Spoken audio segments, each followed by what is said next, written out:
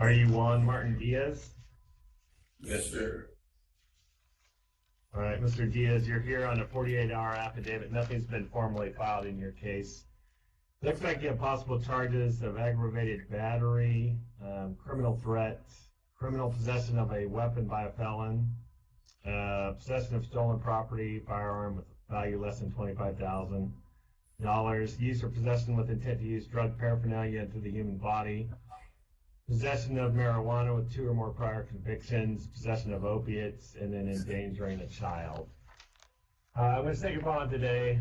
Mr. Rutherford, what's the county attorney's position on bond for Mr. Diaz?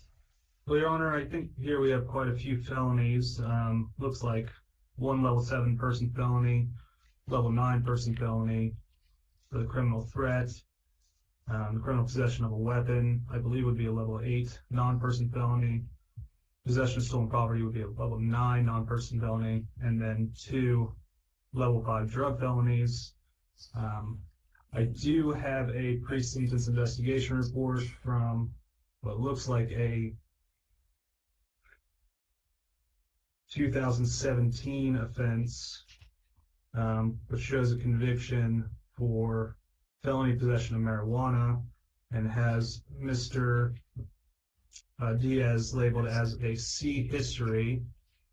That PSI also shows 2 convictions for felony possession, which would also indicate a special rule in this case, if it were to be filed, making him presumed prison plus border box on the drug charges. With all that information, that said, the state's going to request a $50,000 bond, cash or commercial surety. Mr. Diaz, do you want to speak to that bond? Don't speak to any of the allegations. You're not being represented by an attorney, and you have a right to have an attorney. So I want to make sure that you retain all your rights by not implicating yourself. I think so. You want to speak to the bond amount? The bond amount is pretty high. I just right now I have the best job right now. Well, I had if I could get an OR. I work at Intersys. I work at Intersys. I work in the night shift. I work night shift. I've been there. I've been working there. This is the only day I missed was today, Your Honor. And I would appreciate it if I could get like a maybe a what is it called? A OR bond. OR bond. I'm not gonna run. I could be supervised for this bond. I'll go to court. I won't go nowhere. I'll go to work and then come back. That's all I want. I want to be able to.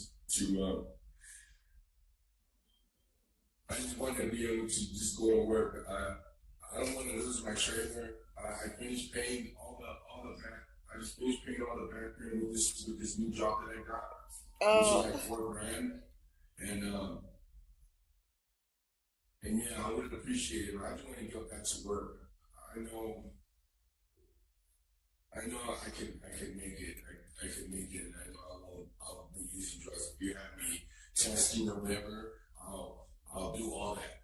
I'll do all that plus checking in and all that. Whatever it takes, curfew, all that. I've done it before. I can do it again. Is the state opposed to an OR bond with court services? Your Honor, the state does have some serious safety concerns. If true, and he was in possession of firearm as a convicted felon, he does have previous person felony convictions. I mean, the state's not going to, of course, be terribly upset, but for the safety of court services officers, the state does have concerns about him being supervised by them, given his history and given the circumstances of this case in front of us. Mr. Diaz, the allegations of the affidavit are pretty extensive and pretty violent. I'm not saying you did those. Those are allegations. But if I released you on an OR bond and something were to happen, that's basically what bond is for. It's for safety of the community and assuring you to show up to court. I think you should go to court. I think you should go to court. My concern is the community would not be safe if you were allowed to bond out on an OR bond. Now, I do think you need to be monitored. Yeah. Because it's obvious you can't figure some of those things yourself. So, Ms. Arias, are you opposed to monitoring, Mr. Diaz? Please. She Well, sure Your Honor, is. Like Mr. Rutherford said, we do have weapons, drugs, and crimes against people. So he is a safety risk. We will look into it if we are ordered to, but we would not be extremely excited, I guess, to supervise. But also, we do understand the risk that he poses to the community. So we are in agreement that he would need some supervision, maybe along with the $50,000. But we will send over an application if we are ordered.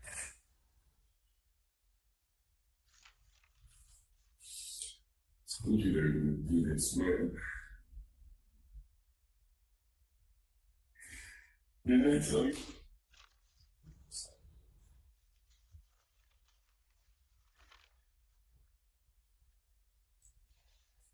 And I mean, I apologize to the guy after. I didn't, I apologize to you. I apologize to everybody there. I mean, I told him I shouldn't have said what I said. All right. Listen, Mr. Diaz, I have major concerns for the safety of the community. It's my job as an elected official to take those concerns into, regard those concerns and assure the safety of the community. And I don't think it'd be safe without you paying a $50,000 cash or commercial surety bond. I'm not going to put court services officers in that line with a stolen gun and a criminal threat issue. So $50,000 cash or commercial surety is your bond. But you know I can't pay that. You know can I pay a can't bond pay for that. that That's bond. a lie. Right? That's All a bonds lie. get- You know I can't pay that.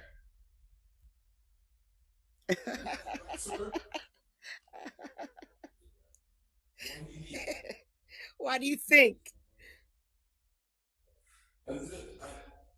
See, I told you. They muted him. He's still going, but they muted him. Judge left. Judge is done. Becca, I'm guessing we're done.